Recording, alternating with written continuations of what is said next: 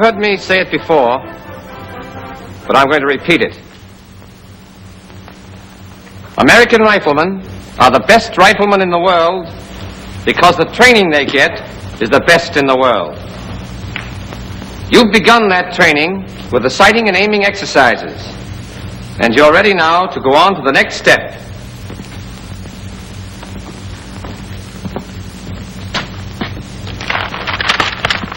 Position exercises. There are 4 firing positions. Prone, sitting, kneeling, and the standing or offhand position. You know, any old-timer can walk down the firing line and come pretty close to picking out the men who'll do the best shooting. There's nothing mysterious about it. He simply spots the men who've taken the best positions. Good positions mean good scores. Poor positions mean poor scores. It's as easy as that.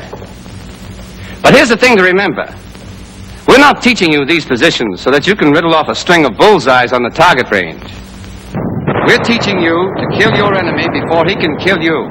If you're going to survive on the battlefield, you've got to be able to shoot fast and straight from any position.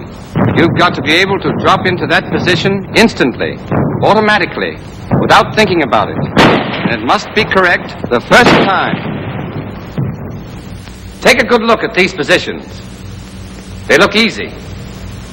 But you're not going to find these positions easy at first because they make you use muscles you never knew you had. But don't worry about that. We'll harden up those muscles. Your work in the position exercises also covers the use of the sling, holding your breath while aiming, and aiming. We'll take up the sling first. Anyone here know the reason for the sling on the rifle? Carried with, sir? That's right. Any other reason? Peterson? Yes, sir. It's a big help in steadying the rifle. Check. That's the answer. Now let's see how we go about getting the effects of it. There are 2 ways to use the rifle sling. The first, like this, is called the loop sling.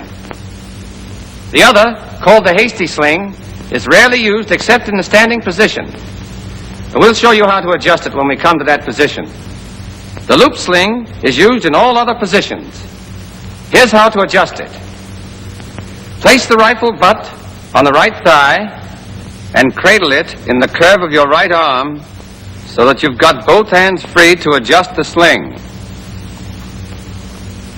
Unfasten the lower hook and refasten it near the butt swivel. This loosens the lower loop. Unfasten the upper hook and refasten it so that the upper loop hangs down to about the pistol grip. But it may need further adjustment. The correct place for the upper hook depends on the man. You'll get your fit by trying it out. After your instructor is satisfied you have the right pair of holes, mark them so that you'll find them at a glance. Twist the sling 1/2 turn to the left and insert the left hand through the upper loop from right to left. Slide the loop well up your left arm. Leave the loose end free and use both hands to work the upper hook and the first keeper down close against your arm. Then pull down the second keeper against the upper hook. This locks the upper loop in place against your arm and keeps it from slipping. You can't shoot with a loose loop sliding down your arm. Once the loop is correctly adjusted, move your left hand over the top of the sling and place it under the rifle, against the upper sling swivel. The rifle must rest in the V between your thumb and forefinger and on the heel of your hand. Wrist straight, fingers relaxed. The sling must lie smoothly along your hand and wrist. If it doesn't, you've done something wrong. This is the way you hold the rifle. Now let's go over the loop sling adjustment once more.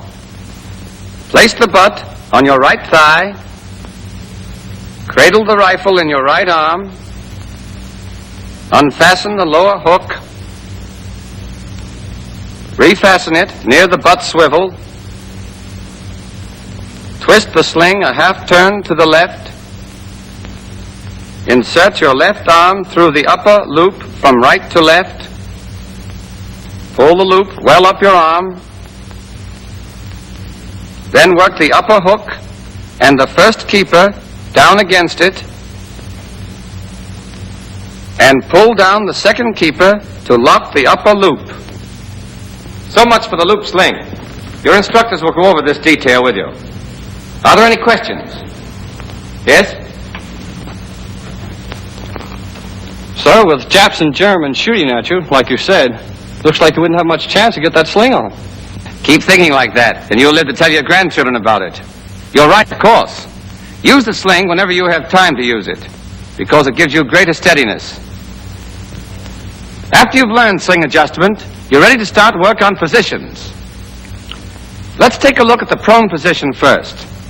In the prone position, the rifleman lies flat on his belly with his legs stretched out comfortably. His inside ankle bones are on the ground, or as near it as he can get them without strain. His spine is straight. His body makes an angle of 30 degrees or less with the line of aim. The amount of the angle depending on the rifleman's build. When you're trying out these positions, your instructors and coaches will help you to find the angle that suits you best. Thereafter, it's up to you to practice the position until you can drop into it without thinking about it. The sergeant here is well behind his rifle. His weight is relaxed forward against the sling. Thus, his body takes up the recoil, and he is not jolted out of position each time he fires. Look at his left hand and arm. The rifle rests on the heel of the hand in the V between the thumb and the first finger. His left wrist is straight. His fingers are relaxed. His left elbow is under the piece. It's vertical. I can press down hard on this rifle, and it'll give a little, then come right back to its proper position. But when the elbow is not under the piece, the least pressure will make the rifle sag way off to the side, because muscle instead of bone supports it. A muscle gets tired, a bone doesn't. So remember, elbow under the piece. Now look at his right arm and hand. His right elbow is a little forward of his right shoulder. His right upper arm makes an angle of about 45 degrees with the ground. His shoulders are about level. The rifle fits into the hollow of his right shoulder. That's important. Raise your left hand and feel that hollow in your shoulder. Curl your shoulder forward, and the hollow is still more pronounced. Now look at Sergeant Higgins. See how snugly his rifle fits into that hollow? I don't want to see anybody in this company trying to shoot with a rifle on the point of the shoulder here. All that will get you is a sore shoulder. And that means flinching. And flinching means poor shooting. Grasp the small of the rifle stock firmly with your right hand. And get this. Put your thumb across the stock, or on top of the stock, never alongside the stock. With your thumb in the right position, you've got a firm purchase for your trigger squeeze, and a good support for your cheek. The finger goes inside the trigger guard, against the trigger, and the finger is clear of the stock. You can use any part of your finger from the tip to the second joint to squeeze the trigger. What seems natural and comfortable to you will probably give you the steadiest squeeze, and for that reason is the best. Press your cheek firmly against the stock and on your thumb. Let your neck muscles relax and hold your head so that you're looking not out of the corners of your eyes, but straight ahead with your eyes level. That's the correct prone position. It varies a little with each man, depending upon his build, but there isn't much difference. You'll soon discover the exact position that suits you. From there on, it's a matter of practice. You will have targets to aim at in all of your exercises. Every time you get into position, align your sights on a target. A good soldier does this instinctively. He never even thinks about it. Here's something else. When you take any of the correct firing positions, you will find that the rifle aims naturally and without effort at some one point. If this point is not on the center of the target, move your whole body till the line of aim is the natural line. There's a good way to tell if your body is lined up correctly. After you're in position, close your eye and relax. Then when you open it, if you're on the center of the target, you're okay. If not, shift your whole body. If you shift the rifle independently instead of your body, you'll be in a strained, uncomfortable position. And no man can shoot his best when he's fighting his own muscles.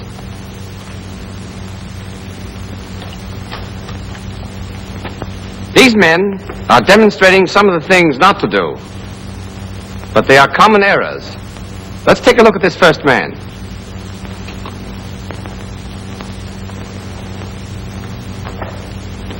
His body is at too great an angle with a line of aim. Now he's behind the rifle, as he's got to be. Look at this man's right elbow. It's too close to his body. He's unsteady. His left hand's too far back. And he's got his thumb alongside the stock. Now he'll assume the correct position.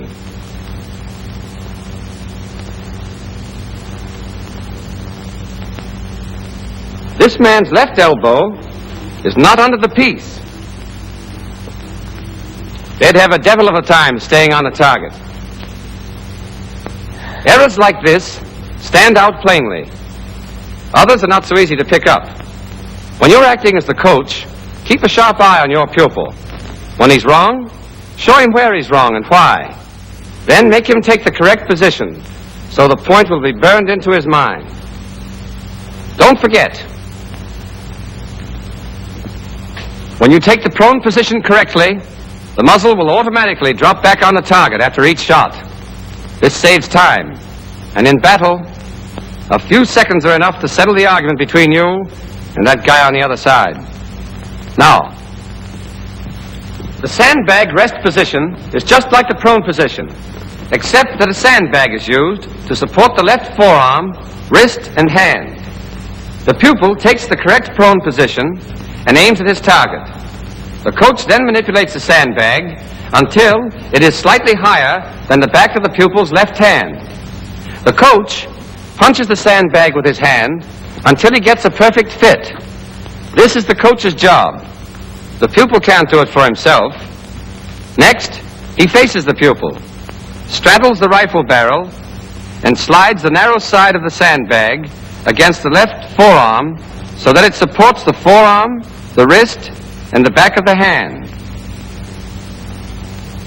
Only the back of the hand rests on the top of the sandbag. It's a common error for beginners to rest the rifle on the sandbag, but it won't work.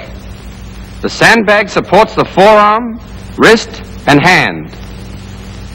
Now Sergeant Higgins is going to show you the sitting position, which is a good one in high grass, brush, or on sloping ground.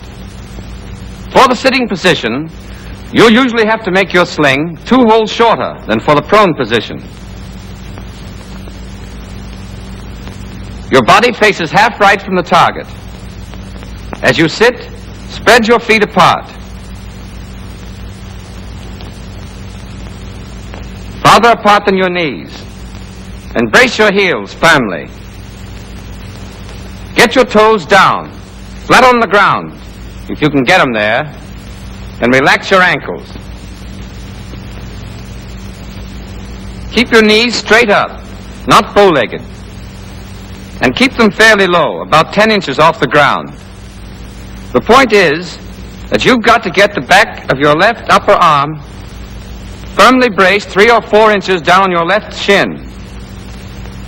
In this way, with your left elbow under the rifle, where it belongs, the weight of the rifle comes straight down on your leg. Hold your right hand and arm as you do in the prone position against your right knee so that your right shin bone forms a block for your upper arm. Lean well forward from your hips, not your waist. Keep your back straight and your weight forward. Don't rest your elbows on your knees. You'll wobble. Your elbows will roll around. No man can shoot in a position like that. Get your arms well down on your legs, several inches. Remember that left elbow. Keep it under the rifle. Now you've got a solid, steady position, and you won't be knocked off balance by the recoil. That's the normal sitting position. It's the best one, and it'll be used in this company. We may have a few men of exceptional build who are not suited to it. Heavy men may have to use the crossed ankle position.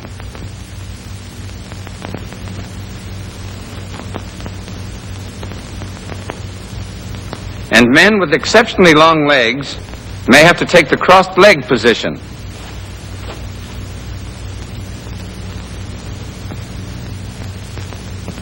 But your platoon leaders will decide which men, if any, are to use these alternate positions.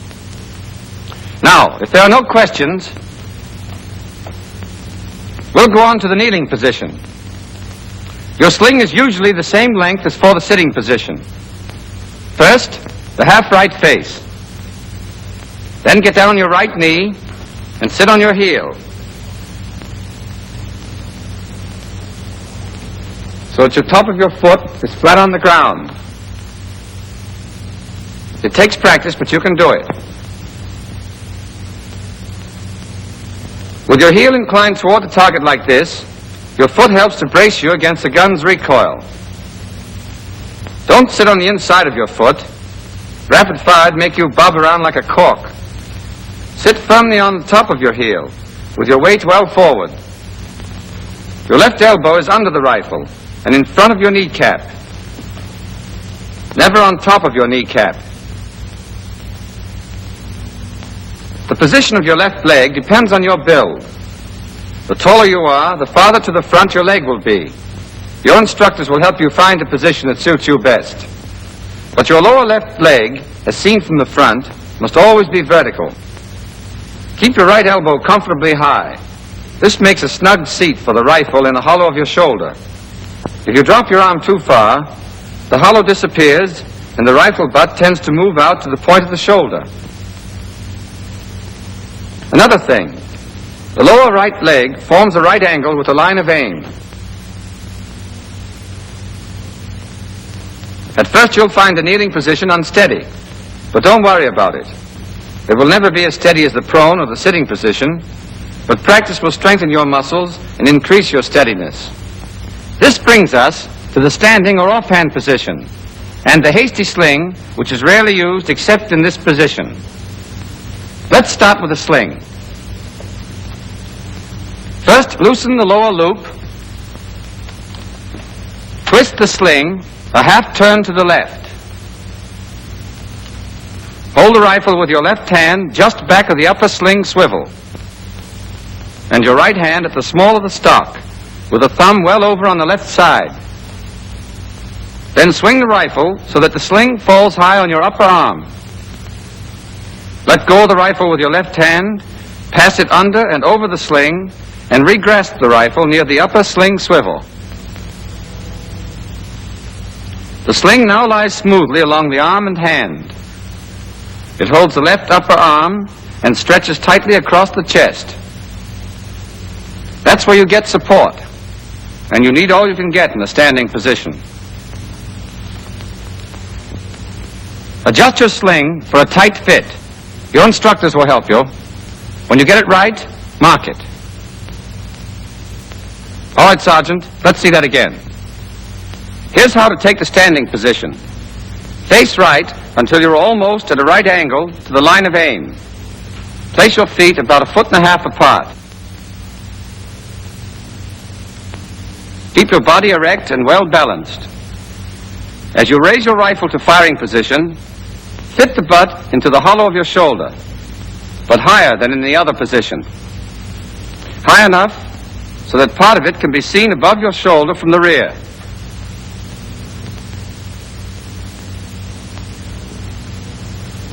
If the butt is too low, you'll have to strain your neck to get at the sight. If the butt is where it should be, your head and neck will be erect and natural. Keep your right elbow up. The higher the better. At first you'll find this unnatural and uncomfortable, but practice will fix that, and it gives you the power of all those arm muscles to take up the weight of the rifle. Here's an exercise that'll loosen up the shoulder joint. When you've done it enough, you'll be able to hold the rifle up with your right hand alone. The main job of the left hand is to steady the rifle, not to support it.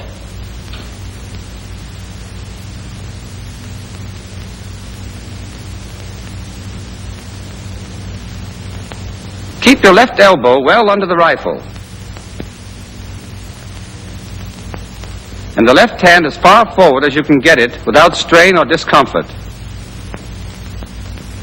At best, the standing position is unsteady, but you have to use it on the range, and you have to use it in battle. So it's up to you to make the most of it, and that means plenty of practice. Nearly every recruit gets a brilliant idea of how to overcome this unsteadiness. He pulls his left arm back against his ribs, balances the rifle delicately on his thumb and 2 fingers, and blazes away. But that doesn't work, does it, Sergeant Higgins?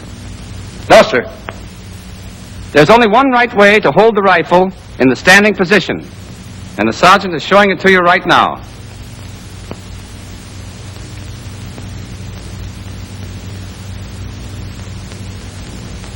Thank you, Sergeant Higgins. Now you know the positions. I've given them to you, one after another, to let you compare them. See where they're different and where they're the same. All except the standing position have these points in common. Always hold the rifle at the small of the stock with your right thumb on top of or across the stock, but never along the side. Always keep your left hand against the upper sling swivel, with the rifle in the crotch formed by the thumb and the first finger. Wrist straight, fingers relaxed. Always have your left elbow under your rifle, and always squeeze the trigger with whatever part of your forefinger between the tip and the second joint feels firmest and most comfortable. Always press your cheek firmly against the stock, and hold the butt of the gun in the hollow of the shoulder. In the standing position only, your left hand need not be against the upper sling swivel. Put it as far forward as you can comfortably. And your left elbow doesn't have to be directly under the rifle. Make these habits automatic, and they'll save you time and help you get a well-aimed shot off in a hurry. In these position exercises, of course, you don't squeeze a trigger. That comes later. But as soon as you're in any of the firing positions, you must hold your breath and aim. You do this in dry shooting, and you do it in actual firing. We'll show you the right way to hold your breath and still be comfortable. Take an ordinary breath, then let a little out. Then hold the rest of that breath while you aim and fire. To keep the air in your lungs during aiming, close your throat by swallowing. But don't hold your breath too long. If you do, your muscles will get tense, and your eyes will blur, and you'll get wobbly. When this happens, relax for a moment and start over again. But don't think you can practically hold your breath. You either hold it or you don't. And while you're aiming and squeezing the trigger, you've got to hold your breath. Whenever you practice any of these position exercises, always check your position carefully. Close your eyes and then open them and see if you're on the center of the target. You must always have a target. Then hold your breath and aim. When you're coach, check your pupil carefully for all these points. Helps them. And it helps you, too. You learn from your pupil's mistakes. You know, it's a soldier's skill that brings him through a battle alive. And the degree of skill you attain as a soldier depends entirely on you. You've got to master not just one firing position, but all four. The enemy isn't going to give you a chance to choose the one you like best. You may be standing in a foxhole with your elbows on the parapet, or behind a tree, or a wall, kneeling in a shell hole, or heavy undergrowth, sitting in a sniper's post, or in a field, or you may be prone in a ditch, or out in the open. That's why we teach you the four firing positions and drill you in them until they become second nature, to get you ready for the tough spots. There'll be plenty of tough spots. And when you get into one, your whole job will be to get your shots off fast and hit what you're shooting at. So work on the firing positions now while you can. Later on, you'll be mighty glad you did, because you'll get your enemy before he gets you.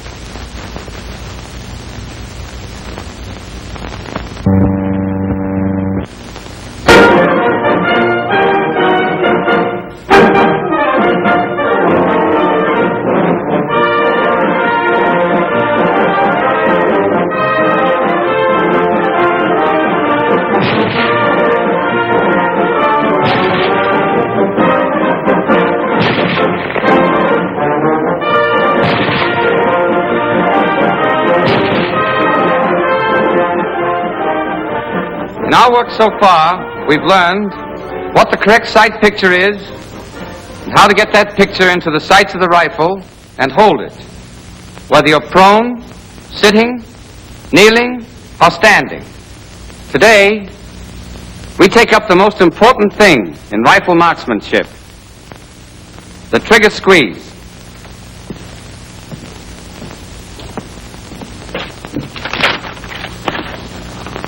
By that term trigger squeeze, I mean the process you go through to bring your trigger back and fire your rifle.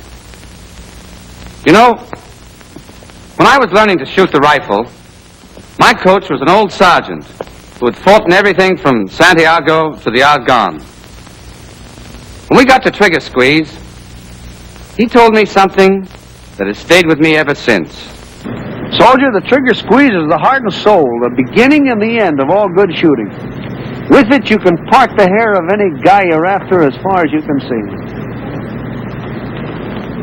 Without it, you might as well throw away your rifle and start heaving rocks, because you'll do a hell of a lot better. That old sergeant knew what he was talking about. You can be a ball of fire in your sighting and aiming. You can be red hot in your positions. But if you can't teach that trigger finger to squeeze, squeeze, squeeze, well, you better get yourself a supply of rocks, as my old sergeant suggested, because you're going to need them. Now, there's nothing difficult about the trigger squeeze. It's just a question of applying a smooth, increasing pressure to the trigger until the rifle fires. The trick is to apply that pressure so smoothly and so steadily that you can't tell when the rifle is going to fire. If you can't tell when the rifle is going off, you can't jump or jerk, or, as we say in the Army, you can't flinch. Have you ever seen an untrained person fire the rifle? This is what happens. He gets all set, gets into position, draws what he thinks is a fine bead on the target, and then closes both eyes and yanks the trigger. And he wonders why he never hits the target. Remember this. It's instinctive, natural, for every one of us to close both eyes and tighten up when we fire a rifle, if we know when that rifle's going off. But when you do that, you spoil your aim. You not only miss the bullseye, but you may miss the whole target. Now, there's only one way to beat nature on this proposition. And that is to squeeze the trigger so smoothly and to increase the pressure so steadily that you don't know when the rifle's going off. If you don't know the rifle is going off, you can't close your eyes and flinch and spoil your aim before the shot is fired. The worst you can do is bat your eyes after the rifle is fired. And that doesn't hurt anything because the shot is already on its way. Simple, isn't it? Now let's see exactly how you go about learning this trick in your dry shooting. You practice the trigger squeeze in all positions, but you start out in the prone position with the sandbag because that's the steadiest, and it lets you concentrate on the sight picture and squeeze until you get the hang of it. First, you take the prone position and adjust yourself until the rifle points at the target without effort.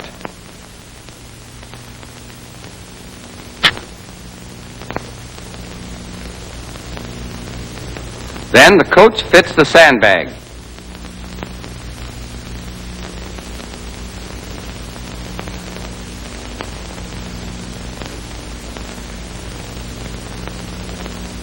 The coach takes his position, and the exercise begins.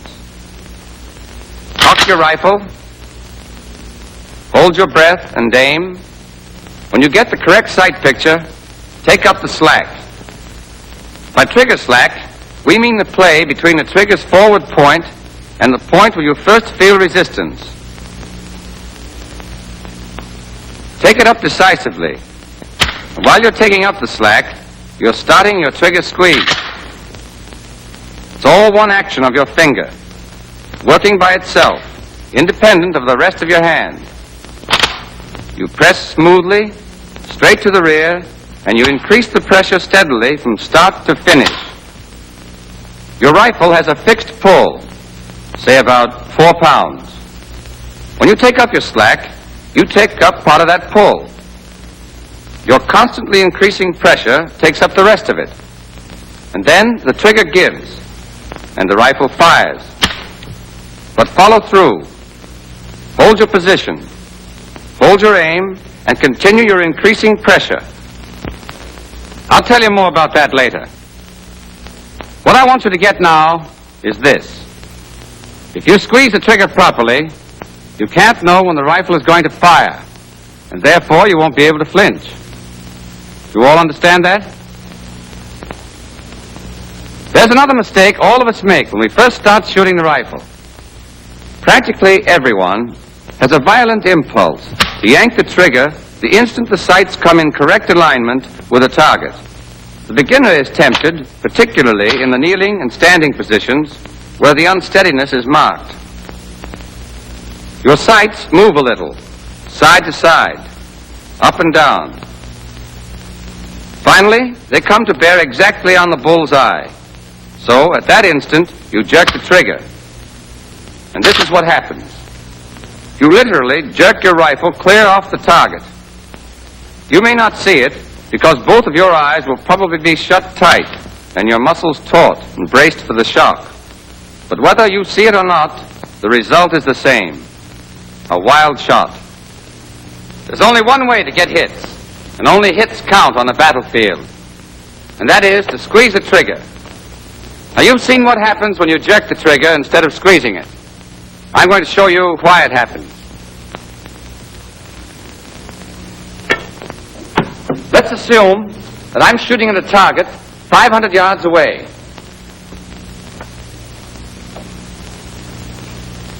I've got my sights lined up on the left edge of the bullseye. Since the range is 500, I would be using a B target with a 20-inch bullseye. If I fired now, I'd hit the left edge of the black. Now I'm going to move the rifle 20 inches to the right. And let's assume that I've moved the butt and the muzzle exactly the same distance. In other words, my line of aim now is exactly parallel to my line of aim before I moved the rifle. If I'd fired then, I would have creased the left edge of the bull. Who can tell me where I'd hit if I fire now? William? It increased the right edge of the bull, sir. Right. Do you all understand that? I can move this rifle back and forth 20 inches. And if I fired it anywhere within that space, I'd still get a bullseye as long as I kept my lines of aim parallel. I move the rifle 10 inches to the left again, still keeping my parallel line of aim. If I fired it now, I'd hit the bullseye dead center. But now watch this. I'm going to keep the butt in place and move the muzzle of the rifle just 1 inch. The butt stays the same as it is. I've moved the muzzle only 1 inch. If I fired now, where would it hit? Norton? It would go off to one side, sir. I don't know just where it would hit. Neither do I know just where it would hit. But I can tell you this. It would miss the center of the bullseye by about 35 feet. Get that. 35 feet. The point is, when you jerk the trigger, you twist the rifle off the line of aim.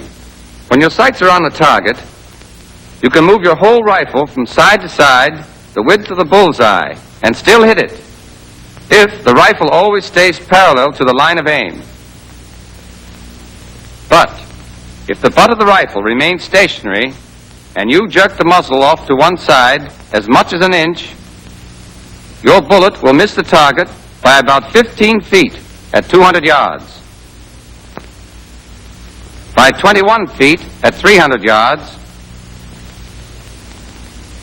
or by 35 feet at 500 yards. A half-inch movement of the muzzle means a miss by 17 or 18 feet at 500 yards. A quarter-inch movement will cause a miss by 8 or 9 feet. And even a movement as small as a 16th of an inch may make you miss the bullseye.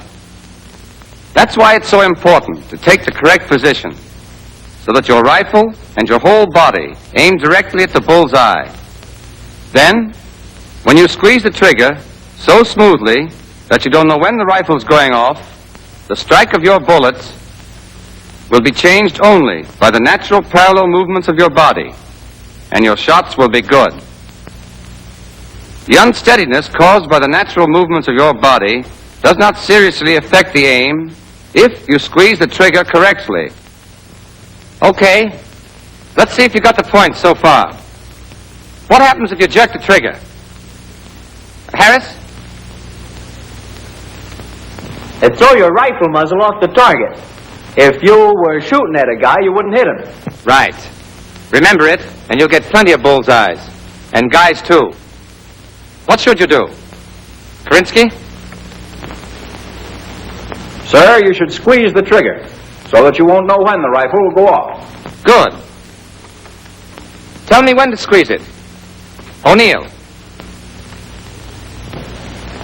You take your position, you hold your breath, you aim, you take up your slack, and then you pull the trigger. Do you pause after you've taken up your trigger slack before you begin to squeeze it? Austin? No, sir. Taking up on the slack starts you on the squeeze. Right. And you go on steadily applying pressure until the hammer falls. Do you flinch and spoil your aim if you squeeze the trigger properly? Marshall? No, sir. Why not? Because you don't know when the rifle's going off. Check. Here's all there is to it. Every time you squeeze the trigger, be sure to do these things. Apply a steadily increasing pressure and continue smoothly until the rifle is fired. I know this seems easy. It is, but it must be practiced over and over. You must develop the habit of thinking only of the sight picture. You must practice until the trigger finger works independently, as if it had a mind of its own. Are there any questions? Sir, How much time should you take to squeeze the trigger? The expert takes about 2 seconds to fire a well-aimed shot. He can do this because he knows his job so well that the whole procedure is almost automatic. Speed comes with practice, and he follows through. Here's what we mean by follow through. After the hammer falls, go right on for an instant doing what you were doing. Hold your breath and aim and apply your steadily increasing pressure on the trigger. This helps overcome the natural tendency to let go, which disturbs the sight alignment. All right. We've shown you how to squeeze the trigger and follow through. And we have a neat little way of checking up on you. With each shot, we have you call out where you think the bullet is going to hit. This is calling the shot. And you do it the instant after the shot is fired. It's a cinch to call your shots if you're squeezing the trigger properly. For then your eye is open, and you can see where your sights are aligned when the rifle fires. Of course, if you jerk the trigger, or close your eyes and flinch, you won't be able to call your shot, because you won't know where your sights are aligned when the rifle went off. The point is that only the man who squeezes the trigger properly can tell where his shot should hit. Here's the system we use to call our shots. Most of you know by now that a hit here is a 5. And in this circle, a 4. And in this one, a 3. Anywhere else on the target is a 2. A miss is a 0. Now every time you fire a shot, imagine a large vertical clock face on your target with a bullseye in the center. This gives you a simple system of calling your shots. For example, suppose at the instant your rifle goes off, you see your sights aligned so that the bullet will hit here. Then you will call your shot a 4 at 12 o'clock, because it's in the 4 circle and in the direction of 12 o'clock. A hit here would be a 3 at 7 o'clock. Here, a 2 at 2 o'clock. And here, a 4 at 11. And here, a pinwheel 5. On the range, you call your shots at slow fire. You and the coach compare the called shot with the actual shot to see if you know where you are aiming when the piece is fired. In dry shooting, there's no way to check whether or not you call your shots correctly, but it's to your advantage to do so. It helps you to develop the habit of concentrating on the sight picture and forgetting the trigger finger. It helps you to develop the habit to call the shot, as you'll do on the range. Now, in the trigger squeeze exercise, as in all the others, the coach must check every step. He sees that the sights are properly blackened and the sling correctly adjusted. He checks the pupil's position. If it's wrong, he tells him why and corrects it.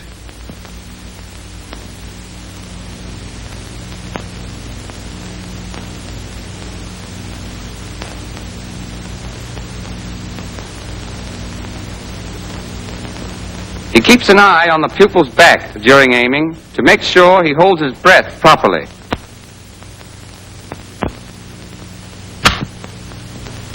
He sees the pupil takes up the slack and squeezes the trigger properly.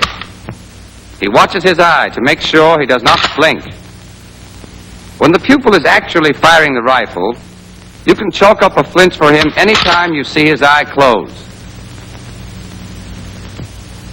The flincher closes his eye just before the explosion. Therefore, you can see it. If he doesn't flinch, you won't see his eye close, because your eyes and his will close involuntarily at the sound of the explosion. Are there any questions about anything we've covered today? Okay. You're going to hear these things over and over again from your coaches, your squad leaders, your platoon leaders, and me. You're going to hear them and practice them until they become so much a part of you that you couldn't forget them if you wanted to. If you acquire these correct habits in your preparatory work, you'll find that the actual firing on the range is as simple as shooting fish in the kitchen sink. To be a good shot, you must dry shoot or squeeze off 100 or more shots for every round fired, and with as much care. Remember, skill in squeezing the trigger correctly is the best life insurance you can get.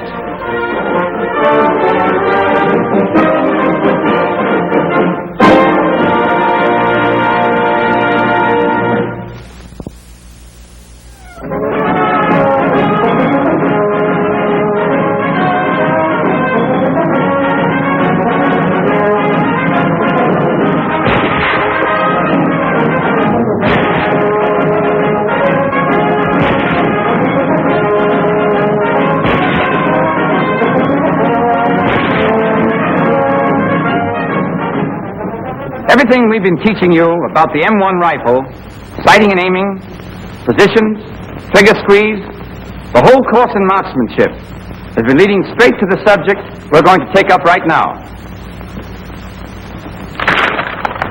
Rapid fire exercises. But let me warn you right now about that word rapid. It does not mean taking just any position, or hurrying your aim, or jerking the trigger. It does not mean spraying bullets all over the landscape. Rapid fire means getting off well-aimed shots as fast as you can. It means firing as fast as you can fire accurately, no faster. The measure of your effectiveness in rapid fire is not shots per minute, but hits per minute. Remember that when you're on the range.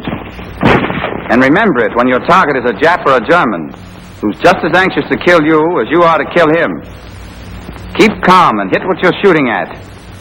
Suppose you're in a supply detail that runs into an ambush. You've got to drop into position and get your shots off fast. But they won't do you any good unless they're well-aimed shots. Or suppose you're in a defensive position. All of a sudden, your enemy's in close, charging you from all sides. Your first impulse is to start blazing away wildly. You must not. Keep hold of yourself. You've got to shoot fast, but you've got to make every bullet count. Don't lose your head, even though hell's breaking loose all around you. Stay cool and shoot straight, and you'll live to tell your girl about it. Coolness in battle comes from confidence in yourself, and confidence comes only from hours of practice. Slow fire and rapid fire, over and over, with a stopwatch looking over your shoulder. We teach rapid fire in 3 positions.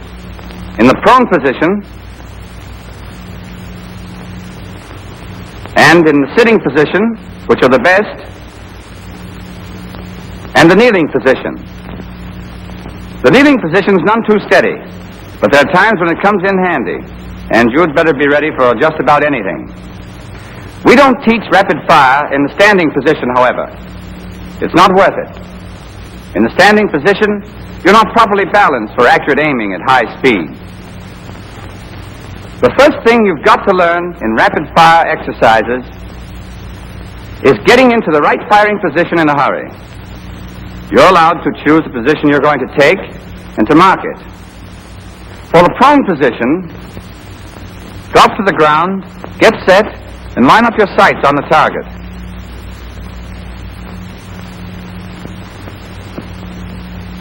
Mark the points for your right and left elbows and the butt of the rifle. Then, keeping your feet in place, stand up. Hold the heel of the stock in your right hand. Now you're ready. At first you practice getting into the prone position by the numbers. On the count of 1, bend your knees to the ground and throw your weight back. On 2, place the butt of your rifle on the ground at the spots you marked for it. At 3, place your left elbow on its mark. At 4, take the butt of the rifle off the ground and fit it into the hollow of your shoulder. 5, return your right hand to the small of the stock and drop your right elbow to the ground on the spot marked for it. Now immediately line up your sights on the target. Hold your breath, aim, take up the trigger slack and squeeze off the shot. Now if your position is right, your rifle will naturally fall back on the target after each shot, and you can fire a whole clip with only slight pauses between to get your sights in perfect alignment. At first, you'll practice by the numbers, so that your coach and instructors can check the accuracy of each position and movement. Take it by the numbers once more, Sergeant. Yes, sir. Ready position. 1, 2, 3, 4, 5. Once you've learned it by the numbers, you'll practice against time, so that you can check your progress, see how you're going. We start you slowly, and speed you up gradually until you can take your position, aim, and get off your first shot in 9 seconds. Here's how it goes in dry shooting. Watch how smoothly the 5 steps flow together into one continuous motion. Go ahead, Sergeant. Lock. Camelite load. Ready on the right. Ready on the left. Ready on the firing line. Target. Up.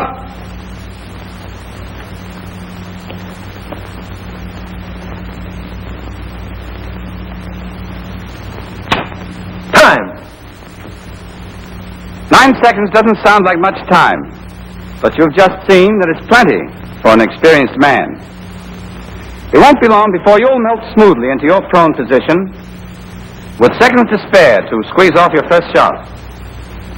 Naturally, the faster you get into a good position, the more time you've got to aim and fire. So, slip into position, and then take your time to get an accurate aim and a careful squeeze on that trigger. A near miss in 7 or 8 seconds is no good. What you want is a bullseye in 9 seconds. Try to get a smooth flow in every movement as you drop to the ground. Think of how it would look if every move were made very slowly. Target. Up. 1, 2, 3, 4, 5. Now hold your breath and take a careful aim. 6, 7. Squeeze slowly and steadily on that trigger. 8. Time. Every one of you can do it as easily as that if you remember this one point. Do it as fast as you can do it right. Never hurry your aim or your trigger squeeze. Now for the sitting position. First, take the correct position and try it out to be sure the rifle points naturally at the target.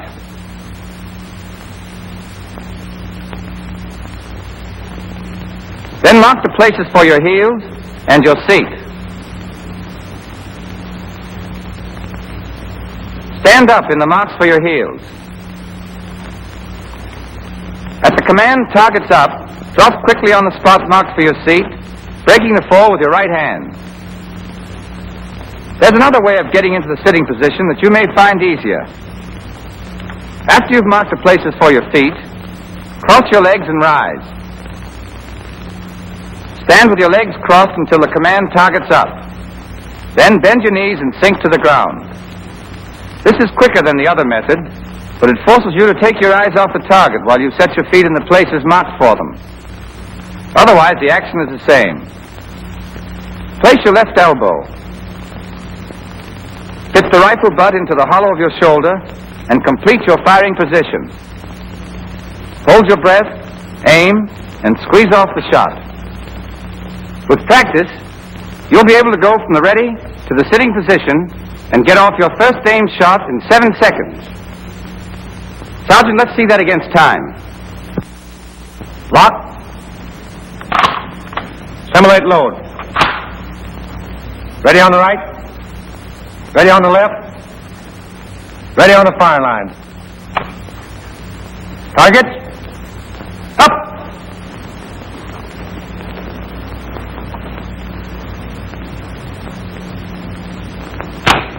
Time. Here, too, of course, the quicker you take the correct position, the more time you've got to squeeze off your shot. The exercise in the kneeling position is like the other two. You mark the places for your feet and your right knee and get up. On command, you lock, load, and stand ready. When you hear targets up, take the kneeling position you've marked, hold your breath, aim, and squeeze the trigger. With practice, you'll be able to go from the ready position to the kneeling position and get off your first shot in 7 seconds. Target. Up. 1, 2, 3, 4, 5, 6. Time. I've said the place to save time in all three of these exercises is in taking your positions. But don't misunderstand me. That does not mean scrambling into the wrong position in a hurry. In rapid fire, just as in any other phase of rifle work, you've got to be in the correct position before you start to aim. After you've learned to take the 3 firing positions and squeeze off your first shot at the required speed, you're ready for the cadence exercise, the purpose of which is to develop a rhythm, a regular beat, at about 3-second intervals. For one thing, it's easier to work smoothly in a regular cadence. For another, on the range, you're allowed a limited time to take your position, fire your first clip, reload, and get off your second clip. And the 3-second interval will bring you out comfortably within the time allotted. We don't expect you to be able to do it all at once. We'll start you dry shooting at the rate of an aimed shot every 5 seconds. Then every 4.5. Then every 4. Which in dry shooting corresponds to 3 seconds on the range, because the hand operation of the piece is slower than its actual operation in firing. Here again, the coach and pupil method is the best. The pupil simulates firing while the coach works the operating rod handle. To keep the bolt from being held in the open position when it is thrown back, the coach puts a small block of wood in the clip.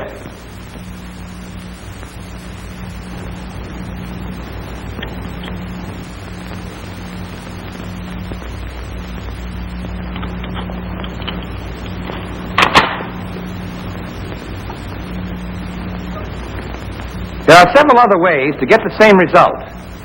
But in this company, we find this method the easiest and the best. Your squad leaders will have a supply of these blocks and will issue them when they are needed. Let's take the exercise at 5-second intervals. Hammer down, coach is ready. Go!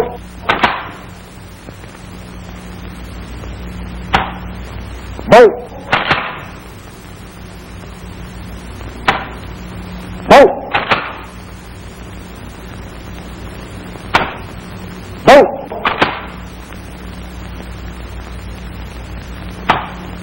Go!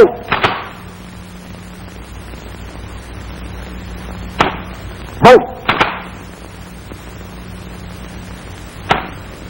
As I said before, in these exercises, the coach is just about as important as the rifle. In the cadence exercises, when he forces back the operating rod handle, he acts as part of the rifle.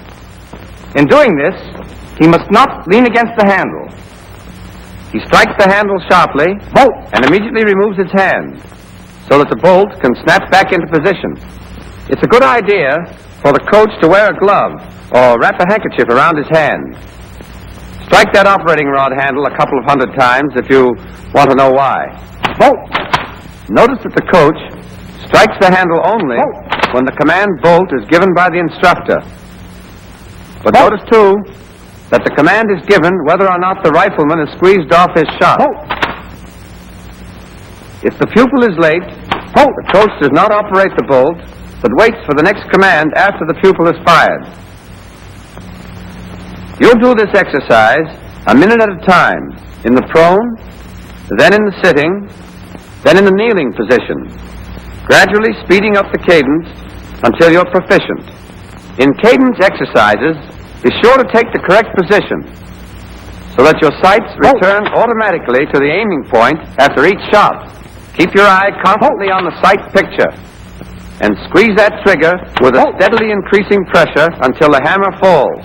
Then keep your finger on the trigger for the next shot. Yes, I'll say it again. It's constant drill in speed and accuracy that makes the expert rifleman. But even constant drill won't do you any good unless you make each movement right every time.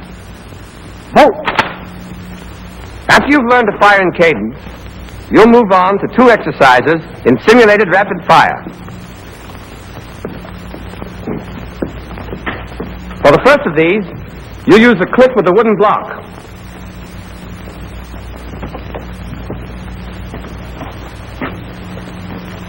On the command target's up, you'll go from standing to the prone position and squeeze off your first shot in 9 seconds. Then, you'll get off each of the next 7 rounds of your first clip at 4-second intervals.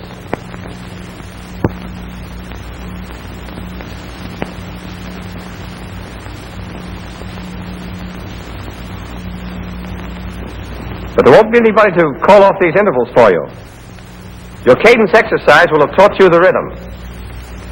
When you hear 8th round, reload, you'll simulate reloading. And you'll have 9 seconds to do it. And squeeze off your 9th shot. Once again, 4 seconds each for the next 7 rounds.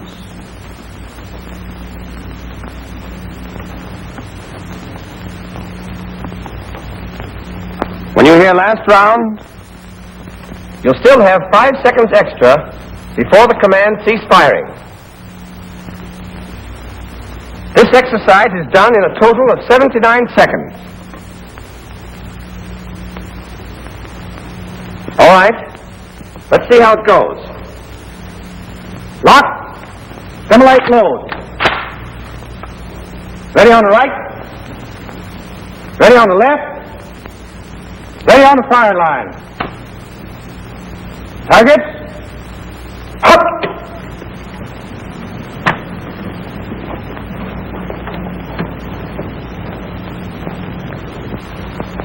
Good. First round. The first shot should be fired in the first 9 seconds. You've got 4 seconds for each of the next 7 shots. 4.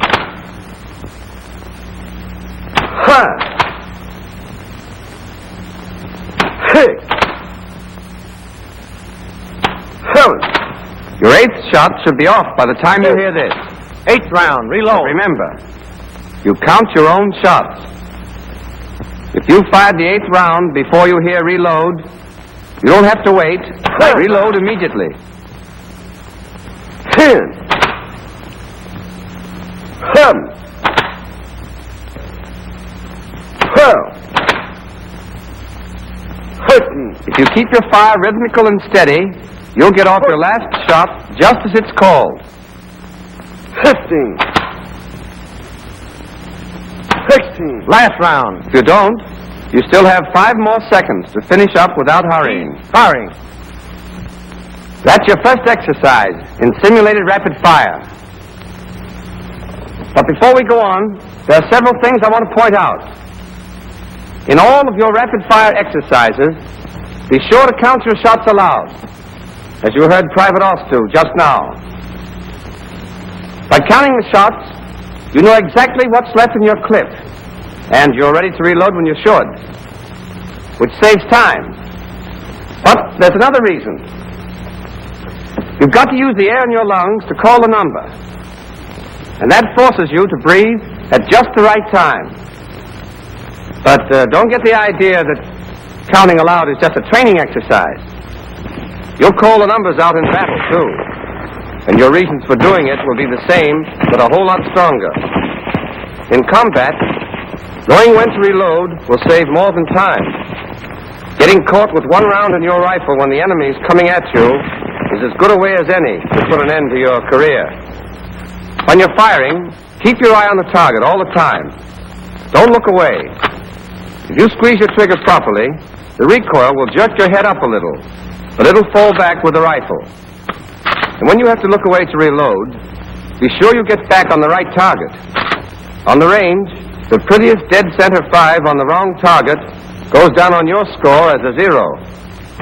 And remember, the habits you're forming now are the ones you'll take with you into battle, where your target is hard to see and is easily lost. In dry runs, the command bolt is not given. The coach listens to the click of the hammer and strikes the operating rod handle back the second he hears it. When you simulate, or pretend, to load that second clip, don't hurry it. If you do, you'll only cheat yourself out of some valuable training. Don't do it as Private Auster's doing it now. That kind of exercise is worse than none because it creates bad habits. Go through your simulated reloading exactly as if you were handling a clip. A fumble in reloading, when you're firing for record, would knock your score into a cocked hat. That's your first exercise in simulated fire, and you'll practice it in the prone, sitting, and the kneeling positions.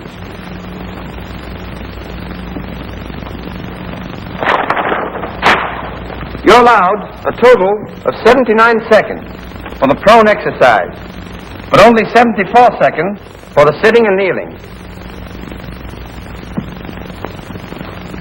7 seconds instead of 9 to take the position and fire the first round. 8 seconds instead of 9 to reload. And 3 seconds extra instead of 5 at the end. Except for the positions and time, the sitting and kneeling exercises are exactly like the prone. The purpose is to teach you to keep the proper cadence, even though no one is calling bolt. Once you've learned this, you'll repeat the series using dummy rounds and no wooden block. The timing is the same, and the performance is the same. But with dummy rounds, you must learn to load a fresh clip quickly, and that's a trick in itself. As you take the clip from your belt, grasp it at the base and near one edge between your thumb and forefinger. Then carry it forward, swinging it up until the bullets point forward. Place the clip in the receiver and slide your thumb forward along the top of it to the center of the cartridge. Double your fingers up, out of the way. Raise your arm and press the clip down into the receiver until the clip latch engages. As you raise your thumb, the operating rod handle should snap forward. If it doesn't, strike it with the heel of your hand, and your rifle is ready to be fired again. Here's how a trained rifleman reloads in the prone position.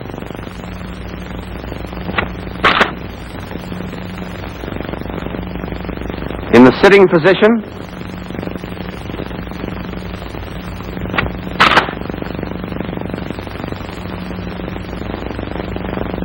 and in the kneeling position.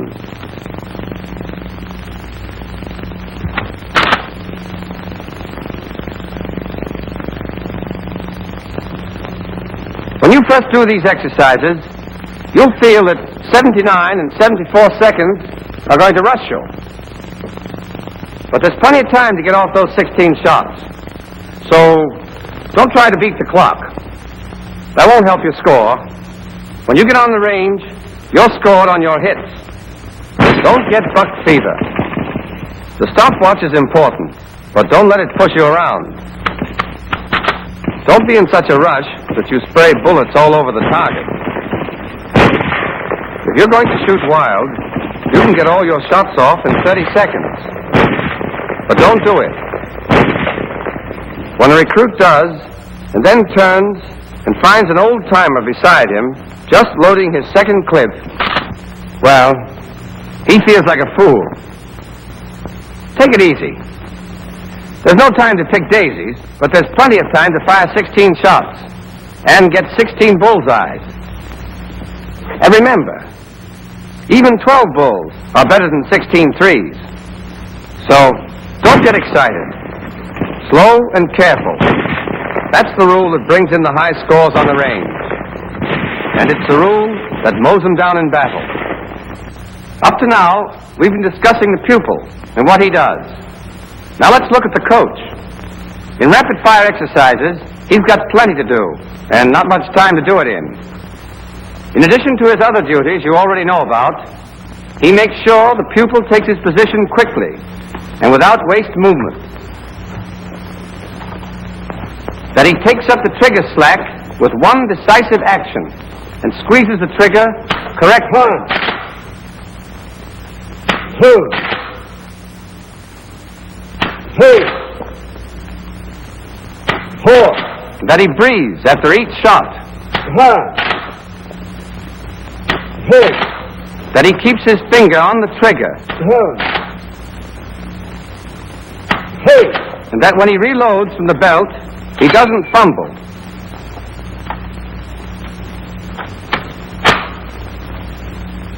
The moment the hammer falls, the coach throws the operating rod handle back sharply and gets his hand out of the way. In rapid fire, the coach is the key man. He's got to know his stuff and keep his eyes open. If he's on the job, he can help his pupil a lot, 14, and himself even more. 15, 16. Any questions on rapid fire? All right, let's sum up. Rapid fire is slow fire speeded up a little. In rapid fire, just as in slow fire, you take the right position, hold your breath, and aim properly, and squeeze your trigger smoothly, even if you take a little longer than you should. Speed? Yes. We count the seconds you take, and we work you against the stopwatch. But speed is worse than useless unless you do everything right every time you do it. Take it slowly at first, and make every movement exactly as you should. Speed will come of itself. And it won't be long before the right way is the natural way for you. The only way. Then, when you find yourself in a tight spot in battle, you won't lose your head and blaze away wild. That's the quick way to the cemetery. For my money, a good soldier is a live soldier. Dependable habits will make you calm and cool and confident, and you'll hit what you're shooting at. That's pretty important when what you're shooting at is shooting at you.